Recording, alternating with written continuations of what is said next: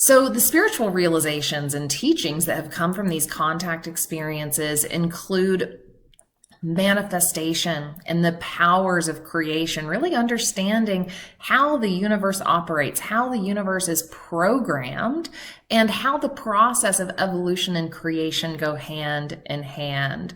The ETs love to talk about the power of the mind and how consciousness really dictates our reality. How we use our consciousness dictates our reality.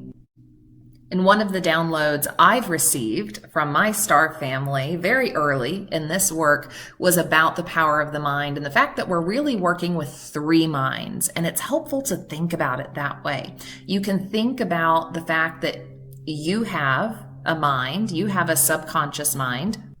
You also have a conscious mind and a superconscious mind that you are working with. And we're going to talk about those three just briefly to help this concept come together. But I like to think about those three minds working together in a way that produces the reality you are experiencing day in, day out.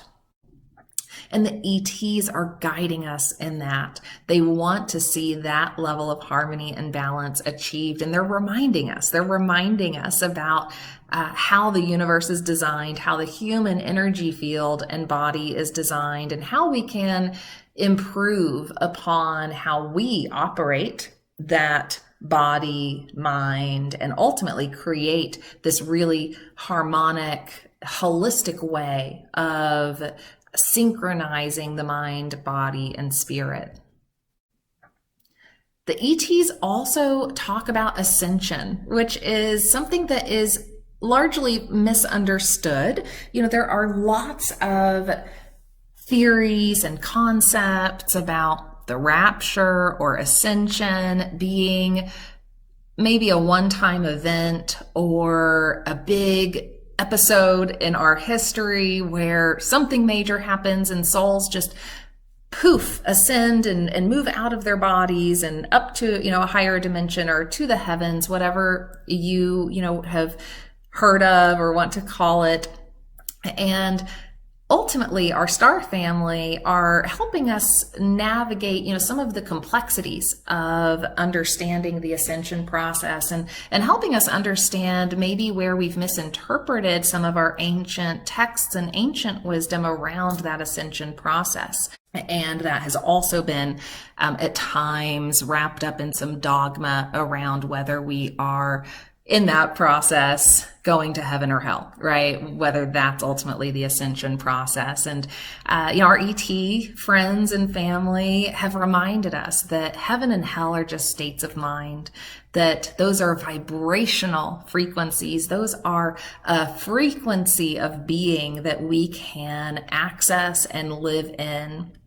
And we've had a lot of experience here on Earth creating a reality that has not been very heavenly for a lot of people. And so ultimately in the universe, as we are understanding how to operate in our given dimension that we're in for this life experience, we can learn how to create a reality that is either heavenly or a reality that's more hell-like.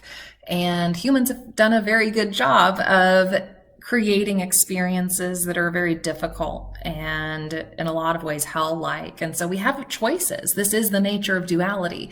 We have choices. We can lean into those darker behaviors, those darker aspects of our being, and allow the universe to reflect more of that back to us, or we can lean into our light. We can lean into creating beauty, being a caretaker, a steward of the earth.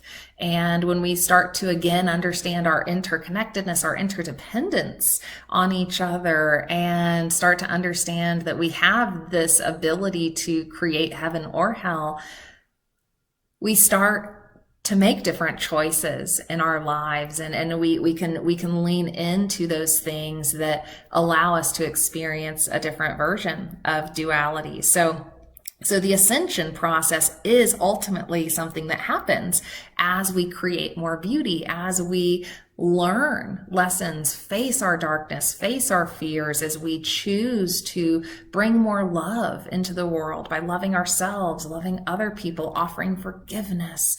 If we go interfering with other cultures, other beings, that's creating karma for us. And the ETs understand that. And so there is this order in place around how they are communicating and connecting with people on Earth to prevent overstepping and influencing in a way that creates karma for everyone that doesn't lead to the right outcomes. But they have implored us to take a deep look at that interconnectedness and the ecology that exists on our planet, and to really understand how precious that ecology is, and to understand what we can do to preserve it.